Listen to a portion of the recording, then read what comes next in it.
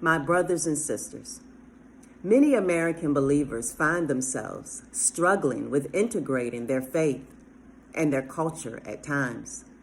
This is especially true when it comes to the idea of success, ambition, and goals in their lives. Culture influences everyone, including believers. Every American is indoctrinated in the concept of the American dream, as well as in capitalism early in life. Can these philosophies coexist with scriptural believers? After all, Yahushua taught humility, servanthood, and principles such as the last shall be first. America is a materialistic society with the negatives that come with that philosophy.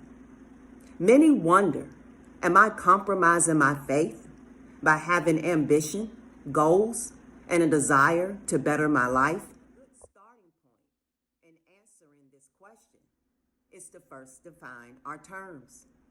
The American dream was a phrase first used in 1931 by historian James Adams in his book, The Epic of America. He writes concerning his subject, that American dream of a better, richer, and happier life for all citizens of every rank, which is the greatest contribution we have as yet made to the thought and welfare of the world. The American dream is about equality of opportunity that allows an American to aspire to high achievement and material success. Capitalism is an economic system where all or most of the means of production and distribution are privately owned and operated in a competitive environment through the investment of capital to produce profits. The called out assembly is a system of faith based upon the person of Yahushua HaMashiach, born of a virgin, lived a sinless life, and died a substitutionary death on the cross to pay for the sins of all mankind. These are three different things: a national ethos, an economic system, and a religious faith. For believers, our faith is to trump all else. So the other two items need to be examined in the light of the called out assembly and see if they in any way violate the truth of Scripture. When desires are universal among all people, it is logical to assume the Creator Yahuwah has built them into us. All Yahuwah-given desires have a purpose and also a Yahuwah-designed way to be fulfilled. When it comes to ambition, goals, and the desire to fulfill our life potential, the problem is not these desires themselves. The problem is who desires will be fulfilled. Psalms 37:4-5 says, "Delight yourself in Yahuwah, and he will give you the desires of your heart." Commit your way to Yahuwah. Trust also in him, and he will do it. Yahuwah gives desires to us, and he says that as we trust and follow him, he will bring those desires to reality. In Jeremiah 29:11, Yahuwah tells us he has plans and dreams for our future.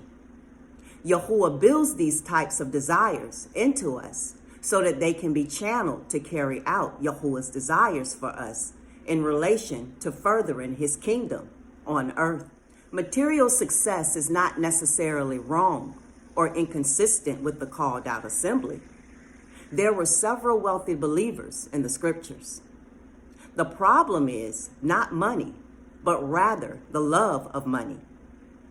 The scripture tells us that greed is the root of all evil. When the love of money becomes stronger than a person's love for Yahuwah, they are on a dangerous and destructive path. The problem often comes when a person struggles with whose will they choose to surrender to, Yahuwah's or their own. Even Yahusha struggled with submitting to Yahuwah's will in the Garden of Gethsemane. In the end, Mashiach surrendered to Yahuwah's will, not his own. Yahuwah cannot be opposed to success or achieving maximum life potential because he has given too many promises guaranteeing these. When Yehoshua was taken over for Moses, he was fearful. Those were pretty big shoes to fill. Yahuwah promised that he would be with Yehoshua as he was with Moses and make him successful. In Psalms 1, Yahuwah gives a formula for success to anyone who is interested in following it. Yahuwah says to not listen to unholy advice or run with the wicked crowd. Rather, meditate on and follow the commands and principles of his word, and Yahuwah will prosper all who do. Yahuwah tells us to strive to do our best in all things. This means a person should constantly be seeking to improve. For all we do is to be done as unto Yahuwah and not man. Yahuwah deserves our very best, for he gave his best for us. We are to seek to glorify him in all we do. However, it is critical to remember that true success is that which makes an impact on eternity. And this often comes disguised as failure in this temporary world we call home. Shalom.